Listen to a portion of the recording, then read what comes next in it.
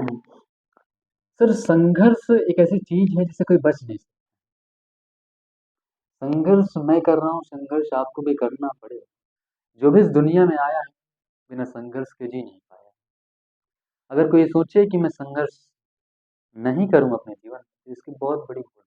कहना चाहता हूँ कि क्या आप जिसके जैसा बनना चाहते हैं, आप जिसे अपना इंस्पिरेशन मानते हैं, क्या कभी उसके संघर्ष को पढ़ा है? कभी उसकी ऑटोग्राफी पढ़ी है? कभी उसकी जीवनी को देखा है कि उसके जीवन में कितने संघर्ष, तब जाके उस मुकाम को हासिल कर। और एक बात मैं कहना चाहूंगा कि संघर्ष ही जीवन, कि भगवान ने भी आकर यही उदाहरण दिया 14 वर्षों तक। कृष्ण ने, जो भी देखो महान जो भी है, उनमें सब में एक चीज कॉमन होगी और सब एक चीज को प्राथमिकता देंगे, वो संघर्ष। सब हर जितने भी लोग महान हैं, वो संघर्ष को प्राथमिकता देंगे।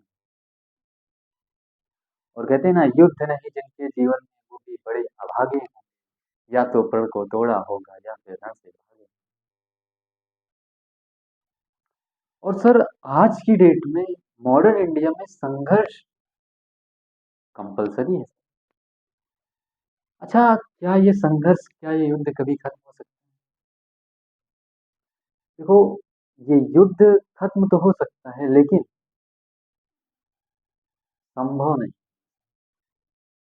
कहीं पर युद्ध तभी खत्म होगा, मॉडर्न इंडिया में युद्ध तभी खत्म होगा, ये संघर्ष तभी खत्म होगा जब इंडिया की पॉपुलेशन बहुत कम हो जाए, according to, compare to resources. देखो जहां पर, अब आज की दुनिया में क्या है, रिसोर्सेज कम है और पॉपुलेशन ज्यादा। और जहां रिसोर्सेज कम और पॉपुलेशन ज्यादा, वहां युद्ध निश्चित है सर।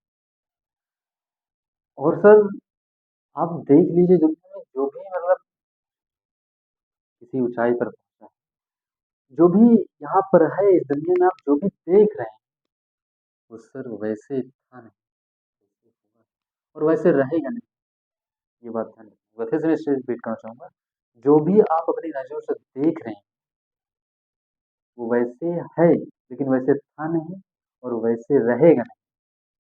मतलब मैं ये कहना चाहता हूँ कि जो भी इस दुनिया में, वो पहले बहुत छोटा रहेगा।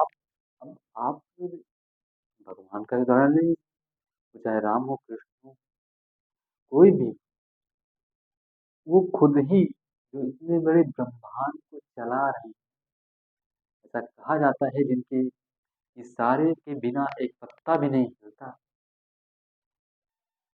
वो खुद इसी चीज को आप सबको समझाने के लिए इतने बड़े छोटे से आकर के इतना हुआ और इतनी बड़ी रामायण गीता और ये सारी कृष्ण को, मैं भगवान को मैं मानता हूँ लेकिन सिर्फ